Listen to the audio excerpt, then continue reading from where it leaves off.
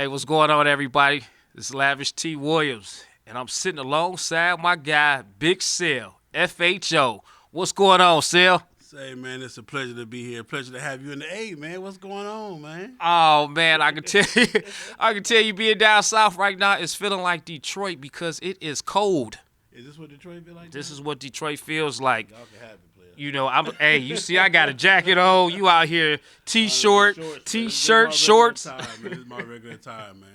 So it's definitely a pleasure to watch you do your thing, man. Thanks, man. Thanks. Sale, I know that you got the podcast going on and everything like that. You do a lot of the interviewing yourself. You do a lot of the talking, but I want to talk with you. I want to talk, and I want people to hear from you, be it on the opposite side of the microphone. You know, Sale, with the whole podcast, man, and the video stuff. How did that come about? Basically, coming from Los Angeles, California, coming from Compton, LA. When I moved here to Georgia in 2006, it was nothing to do. It was almost like it was just born. Not that, and I don't want to put nothing against Georgia, and they had their scene, but coming from that West Coast, it's hype all the time.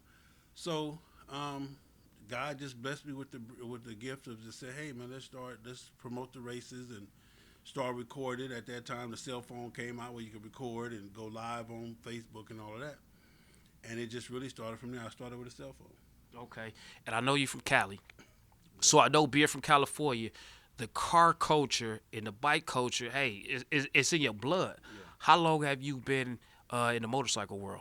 Well, I really didn't even get on the motorcycles until I moved to Georgia, and and I have to give all credit to my wife because she was the one that was riding first. So when I met her, and she was riding, it just attracted me to riding, and now I'm here and I'm doing my thing. So Okay, so you came to Georgia. I mean, I take it from Cali to Georgia. What was the reason? What was the move between going from Cali to Georgia?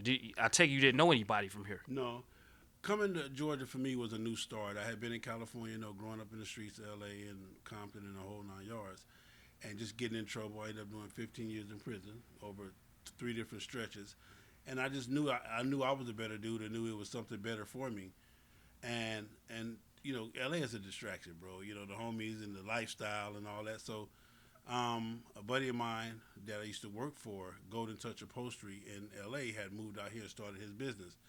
And I had some money, and I said, well, hey, let me come into business with you. And I thought it was a good move, and just came to Georgia, man. Really came to Georgia only knowing him. Okay, knowing him, passion for the cars. Yeah, because that's what he does is the interior. He's one of the baddest to this day. Still is hands down one of the baddest interior men in the game. Period. Met your wife, who was a biker, Mm-hmm. got you into the bikes. Yes. Met her at Rare Breed's first annual here in Georgia. Now, how did you get tied up with even going to a motorcycle event? Actually, my boy Big Fish, they used to do the lowrider videos. Okay, He okay. was out here. He came out here to record some lowriders because the same weekend as Rare Breed is the same weekend as the lowriders anniversary. So he came out to Atlanta to record. Then when he called me, like, tell him to be coming to Atlanta. So I told him to come stay with me. And then that's when he's like, okay, well, while we're here, I'm gonna go by and see these motorcycle cats. And then so we ended up going by there, and I ended up knowing a couple of the cats. And from there, just it turns into what it small is, world, man. It's a right? small world. So FHO, how did the whole FHO come into play?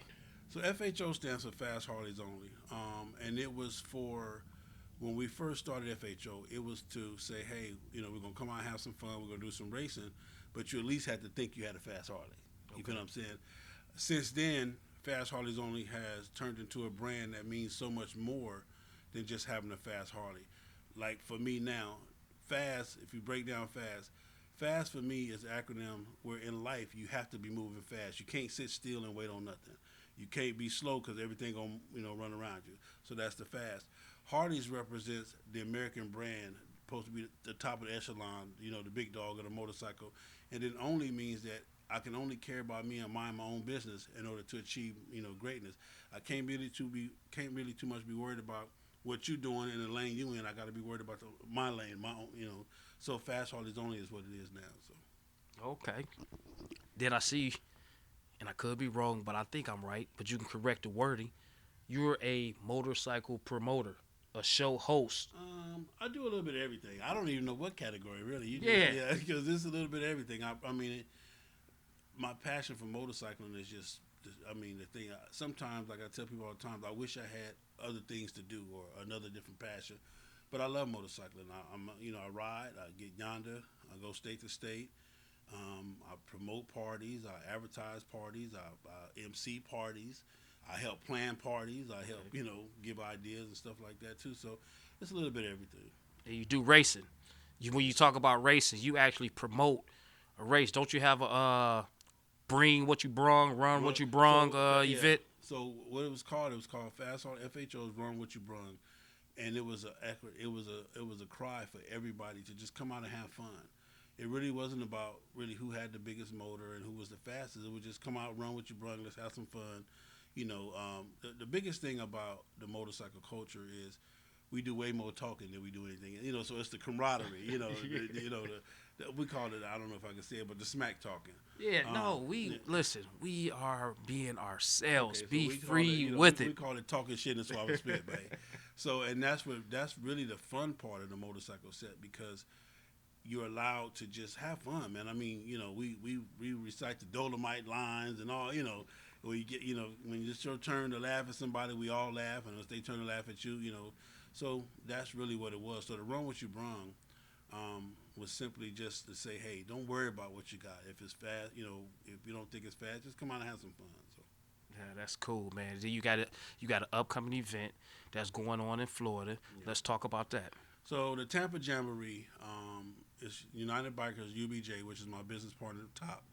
This was his baby. This was his creation. It was something that he created a couple of years ago. This is the third year for the event, and he had an original vision for it, and it was to bring something different to the bike culture. I got on board with him. He found me, and at first I was just doing advertising, and then this year we decided to be 50-50 business partners and go at this thing, man, head on. And this then turned into a great event. This year is May 26th through the 29th in Tampa, Florida. This year for entertainment, we have Mystical, and we got Rick Ross performing live. We got the world famous comedian Melanie Camacho performing, and a host of other stuff that we're putting together. And it's just going to be a great event. The biggest thing about this event, though, is we're promoting blackness, black love, black unity, and coming together because of the stereotype and the stigmas that we can't come together. We can't all be in one place at one time. It's always going to be an issue. Well, we want to have an event where we can show you not only are you going to be respected as a black man or a black woman, as a man or woman, period. It's not just a black event, but not only are you going to be respected as a man or woman, but you're going to be respected for being on your motorcycle. You know what I'm saying? And for whatever vest you rock is going to be respected. So that's really the ultimate goal of this thing, man, is to show that we can get together, we can have a good time, we can ride motorcycles, we can be respected as a people, and our dollars are being respected as well. So. Oh man, that's cool, man. Now a lot of people they hear about this event, and I want you to share with them by you planning this event, man. How much work is involved in there? And I say that only because people look for the handout, they look for the free stuff, and when you do an event like that, it costs money. So, an individual like yourself planning an event would still also need the support of people coming to this event and not always looking for the hookup, man. So what kind of work is really involved in dollars involved? And I don't want you to go into how much it's costing you out your pocket, but give them some insight on what it takes to put on an event such as this and why it's important for them to show some support. So number one, I have to give credit to the whole city of Tampa, the mayor, the commissioners, and I especially have to give thanks to Mr. Santiago and Miss Sherry Brown of the Visit Tampa Bay Center there in Tampa. They believe in the economics of the city. They believe in the richness of the city, but more importantly, they believe that not just the bigger the big time corporations, but that smaller people like me and Top, that our visions can also help bring positive energy, positive finances, economic dollars to the city. So when you talk about putting on an event of this magnitude, you have to first have a team of people who are willing to understand the vision. Nobody's going to have the vision bigger than what Top originally had. And then you add my vision to what he has, and then you have what we call where we are now. But it takes a lot of resources. Some that you can pay, some are favors. You feel what I'm saying? Like as well as I know, everything ain't about money. Some things we do. It's the old Right, school barter right, system. right. So you have to have the resources, financially and mentally. You got to have communication skills to be able to go into these offices and go in with these people and say, hey, we want to put on this event. I might not need you to sponsor the money. I might just need you to sponsor your services. So with everything we got wrapped up, it's a lot wrapped up in it, man. And just to bring such a quality event, a lot of people think it's easy. All you do is do this and do this. It's a lot to it. I haven't really had any sleep since the event has really taken off because I'm always answering calls, answering emails, answering text messages, answering DMs. You might say, like, for example, and and I don't want this to be a turnoff to anybody, but I've answered the same question 75 times and probably gonna answer it 75 more. Sale, what's happening with the hotels? It's right here. Oh, okay. Then 2 days later, hey, Sale, where the hotels at? Hey, it's right here. So that's just a part of the business, a part of the beat. Yeah. But it's a lot of work, man. But the biggest thing is this: if you don't have the passion for it, you don't have the understanding of what you're trying to do, the goal you're trying to achieve, and you don't have the patience to understand that, hey, this is your dream. People don't care about it being your dream, or people don't care about it being your event. If you put on a good quality event, the people will come. If you show them some respect, the people will come, and you try your best to give everybody love. Now, when you mentioned I can't give you the hookup, it's too much invested to give you the hookup. But I'm gonna say this: I've already put the hookup in the price already, so you don't have to ask for the hookup. I'm giving you the best possible price that I can give you. Even for my event, we've given away over on Thanksgiving. I gave away over $3,000 in tickets and VIP passes and everything. So, I mean, it is what it is. But we have to get away from the stereotype of always trying to get a hookup. I'm not telling you to negotiate the best deals when you go out to buy a car, of course, but when it comes to small businesses, Lavish is, even with his tow truck service, he's a small business. We're talking about compared to the giants. You feel what I'm Right. saying? When it comes to your small business, people, we either have to support them for what it is, love the brand, love what they offer, and hold us accountable now. Because my customer service is just as important as McDonald's or whatever any other big corporation. I hate to name drop, but so I still should have the same customer service. Lavish still has to have the same customer service, but we've already put the hookup in the price. Just know that. Would you agree with that? Yeah, that's it. That's it. So, for anybody that's out there watching, and they want to know more information about it, Okay. where could they find the information at? My YouTube channel is FHO Atlanta GA. A lot of stuff I put on YouTube. The Jamboree, you can go to www.unitedbikers with a Z BIKERZ.com, and we have a whole website up of all of the different things that's going on. We still are adding stuff daily. We still are putting stuff together daily. But between my YouTube channel, FHO Atlanta GA, my Instagram, FHO underscore HNIC, or just the Facebook, FHO Touring. We also have a Tampa Jamboree page on Facebook. Any and all information is there. Our numbers are there. I'm a reachable person. I know it might not seem like it, but you can call me. If I do not answer the call, I will call back. I promise you. But just regular people, man, and we just really want you to come out and have a good time, and do your thing, man. And again, Lavish, again, I have to salute you because again, I was there when you was this tall. I was there when you was this tall, brother. You know what I'm saying? You ain't that much taller now, but I remember when you was this tall, brother. Yeah, that's my guy, Big Sale, right here. Now, Sale, listen, we got the important stuff out the way. Okay. Now, listen, we got to do some bike talking. We got to do some trash talking, man.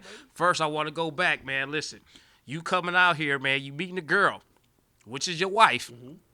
She's a bike rider, Was already riding and you not. at all. Man, tell me about some of those experiences. Have you touched the bike before meeting her? Have you even touched the motorcycle? Okay.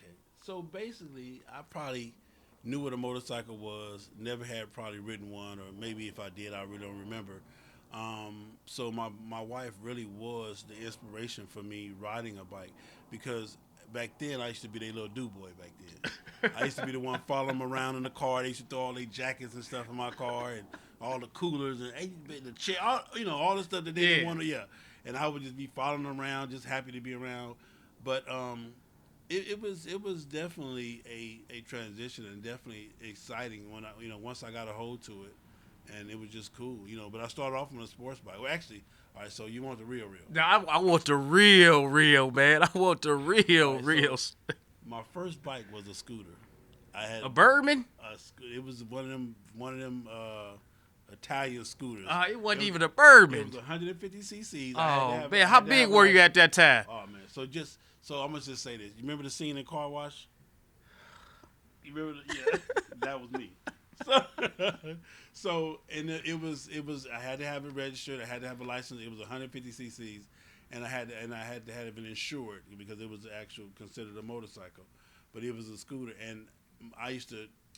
That's how I learned to ride in traffic on this scooter. So I'm next to a big ass bus on this scooter, and the bus, everybody laughing at me like, so.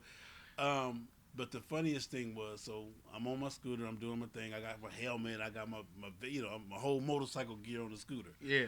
And I go to get parts one day and fuck around and spin out and crash the motorcycle, and they laughed they ass off. Just imagine the parts all over the street. I'm in the street, and people are hollering, "Is he all right?" And everybody in the store, man, fuck him. It was hilarious, man.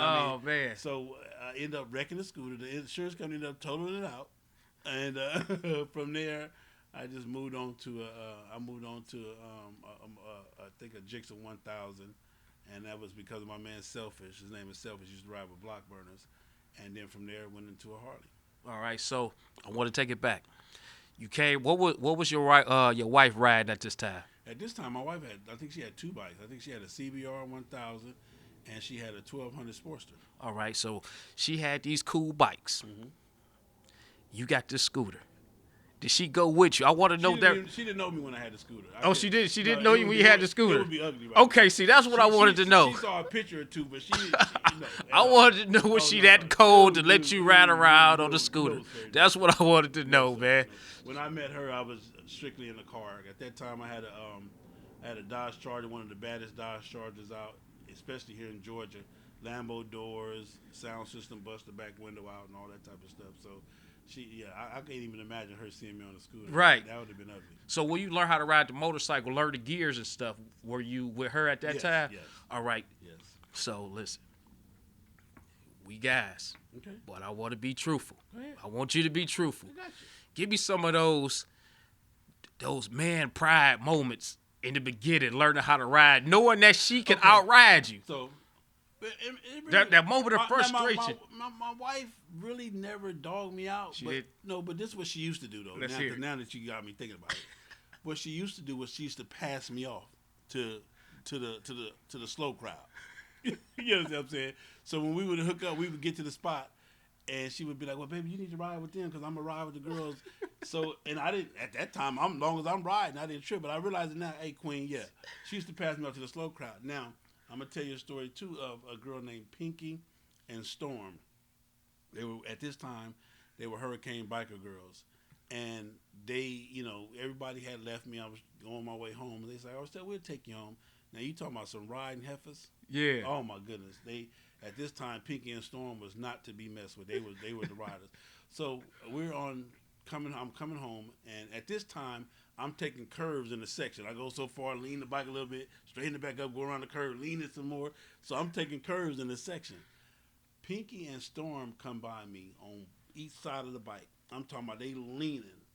Man, they come around me. I'm scared to death. And Pinky cuts my starter button off. She reached over in the curve? In the curve. That's what I'm trying to tell you. Oh, man. So I'm in it. So the bike is, oh, man, it was hilarious. So, of course, I'm mad, but they laughing, and, it was all in the fun and games and all that. But that was probably one of my scariest moments, man, because I didn't know because I didn't even realize she turned the bike off. Man, them had to be some bad girls. You talking about, man, they in a curve and hit the switch. And I got to give it to the females of Atlanta, man. Ever since I've been in Atlanta, the females have been the shit. I'm not taking nothing from the fellas because we've been doing our things too, but the females, they've been the shit. But Pinky and Storm back then, you have my girl China Doll. You got, from Regulators, you got my girl Peaches.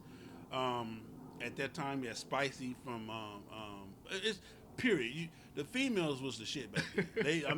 You had the big dog Snowman and G Unit and Dirty and all them cats that used to, and they used to do their thing. But the females, they used to ride their ass off. Oh man! In the curve, we in the curve. I'm taking the curves in section. So a curve that's supposed to take you 15 seconds probably took me 3 minutes.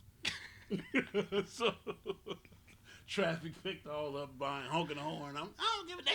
Oh man, So it was yeah, crazy. no, I mean those stories, man. Those are the kind of stories we like to hear, man. We can sit back, laugh, and bring But back now, though, memories, man. me and Big Fella, don't you see that right there? Man, Yeah. what that say? 131. 131. Yeah. I Me mean, and Big Fella. so really, Sal, man, you out here, man. What you really working with this bike, man? What this bike really doing? So this right here, man, this bike right here is means a lot to me. My man Ken Barner, the owner of Harley Davidson of Quantico, hit me up, found me on YouTube, hit me up and said he wanted to do a bike contributing to the history of the blacks in Harley Davidson. Okay. So we kicked around a bunch of names and came up with some stuff, and this is what he ended up coming up with. This is a one-on-one creation, and I call it History in Motion because I ride with all of the greats: Rosa Parks, Martin Luther King, Wild Bill. I got Nipsey Hussle on there, Toby Jean. I got Ben Hardy. Just different iconic people in the bike set, especially blacks represented us in the bike set. So he originally built the bike for sale. Nobody bought the bike. So probably about a year later, he convinced me that I would be the perfect person for it. So I traded in my other bike and got this bike. And this bike has been all over the world. It's a 2018 Harley Davidson Road Glide with about 60, almost 70,000 miles on it. And then recently, within the last year or so, we decided just to take it to another level. So what you see now is the 131 chain-driven beast that you have now. It's one of the fastest everyday riding motorcycles out. It's fast enough to race. But it's dependable enough to ride every day. So, I did a little bit of racing. My last race, I think I did in a quarter mile, 11.3. Okay. And now, we've even went into it now and made it faster. Ken and his mechanic TJ, man, are diabolical geniuses when it comes to putting this stuff together. It's a lot of money into it. The hobby itself, owning a Harley itself, is an expensive hobby. But then when you start getting into the motor work and building it to make it better and faster, it can become it can become quite expensive. So, but this is my baby, man. This is my best friend. Like, most of my ideas are created when I'm on it. Cause you get on that bike, man. It's a whole nother world. It's a level of relaxation. Yes. So while we talking about racing, and I don't want to cause any problems. Okay, go ahead. Don't want to start anything. ahead. It's all for fun, laughs, jokes, and giggles. Is there anybody out there that you would like to talk about? I mean, like, have you murdered anybody on this bike? Listen, have you killed this bike anybody? This bike so far, I've had a chance to race a couple of people. Did you kill them? Now, understand this. I am scared of the bike. Okay. So me personally, haven't really done any real racing on it. Only person that I will say that I destroyed is a guy called the GOAT out of Alabama. Was he the GOAT? No, I destroyed him out of Alabama. I raced the bike and I destroyed him. My boy, his name is Eric. And he gonna kill me when he see this, but it's official. I did beat him. He been trying to race me back. I will not let him. I'm gonna take my win. You got your win. That's it. I went all the way to Alabama. Went to Alabama. Whatever terms he set the race at, I beat him on his terms that he set the race at, and you'll never get another race again. But here in Georgia, man, just Georgia alone, you got Street King Motorsports right now. They dominating the Harley Bagger game. They destroying it. You got of course you got Snowman, JT House of Hogs. You just got a bunch of good people, man, here that's really putting some stuff together, man, and having fun with it. And that's the biggest thing, man, is at one point I used to have an event called Sunday Fun Day, where every Sunday, and that's how you guys used to watch us on Sunday. Yeah. We used to race on the streets over here. And it got to the point where it was every Sunday we used to have a ball. But now motors got bigger, so it became unsafe. So we had to take it off the street and take it to the track. And the track has been more technical. It's been more serious. It ain't been the fun as it was on the streets because we were just racing, regular bikes. It was just the camaraderie. But at the same time, it's just a different level, man. When it comes to racing, I think the biggest problem I have with the racing is don't nobody want to lose. Yeah. And that's the part that destroys the fun part of it because me personally, I'm not betting you no money. If you race me, then we're gonna race for a double bacon cheeseburger or something. We go some fries or a shake or something. But that's it. So the money part of it just destroys the whole thing, especially when you got people betting money that they really can't afford to lose. Yeah, man. So it ain't. It's definitely not cheap to be in the race game. yeah, so at all. that's the only downfall to where we are now with the race thing.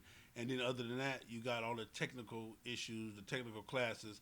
Then you got people lying about what they really have because they know that they can really dominate in this class, but they don't want to run in the class that's supposed to be in. Yeah. Just different stuff like that. But all in all, man, hands down, it's fun. You got to give a shout out to the West Coast. They doing their thing out there. Atlanta Street Kings is doing their thing out here. Street Kings and House of Hogs and Snowman and my man Wade. Just different people. I hate to name names because if I forget somebody, but Oh, yeah. it's just some good. My They man will Trey, call you. my man Trey doing their thing. So, and it's just fun. I mean, it's cool. It ain't as fun as it used to be, Okay. but it's cool enough. So. All right. Now with these motorcycles, man, are y'all guys riding these bikes? Mine is the everyday rider. Mine is the everyday rider, and it's one of the fastest everyday riders out there. Period. And that's the whole thing too. So most of the cats that we're talking about, they got 2 and 3 bikes. They got a race bike and they got a yonder bike. That's what we call a yonder bike. So when you ask me about are people riding the bikes, I think that Atlanta. That's one thing I have to give credit to Snowman, to Atlanta, because we made Atlanta made people start riding state to state and start riding their motorcycles and start venturing out. I got to give credit to my man Highway Smiley, one of the greatest to ever ride a motorcycle. Yeah. Highway Smiley would be all over the world just like that for no reason. So he the one kicked it off as far as that, man, and then it just grew. But I think Atlanta has played a big part in the Yonder movement. And if you don't know what Yonder is a term we came up with for riding long distance. But Yonder specifically is 800 miles or better going one way, because it takes a exceptional, a super duper Superman to be able to go 800 miles and come back in the same day. That's that. Yeah, that's I don't even have. Hey, I don't have it in me. Yeah, 60 I ride, miles in 24 but hours. man, y'all can have that. Yeah, so that's what we call Yonder, because when you get Yonder, that means you got to go out and spend the night and then come back home. So you can't just go out and turn around and come back. So that's why we named Yonder 801 miles or better going in one direction. So that way you can't just turn around and come back home in the same day. So. Oh man, I dig that. All right, everybody. Listen, that was my interview with Big Sale. We out here in Atlanta, Georgia. I'm cold. It feels like I'm in Detroit. You right at home. We gonna wrap this up, but this won't be the last one. Y'all tune in. We got Tampa coming up in May. May 26th to the 29th. Don't forget it. Also, my YouTube channel, a lot of information is there. FHO Atlanta GA on YouTube. And it just is what it is, man. I'm Big Sale. I appreciate this man right here, man, for real. A Detroit legend, man. And I never, ever, I'm not happy to see him, period. I mean, it is a pleasure to always see him. That's it. Let me tell you this. I took Big Sale out the country without even going too far. That part. It got me back. It got him back. I took Big Sale out the country. My child support issues Yeah. our passport issues. Yeah, I took him. Look, I took him from Detroit to Canada. and right right back. But I can say I've been to Canada. But he been to Canada, out the country. So y'all make sure y'all tune in, man. Like and subscribe my channel, YouTube, Lavish T Williams, and follow me on Instagram at Lavish T Williams. And that has been my interview with Big Sale, FHO.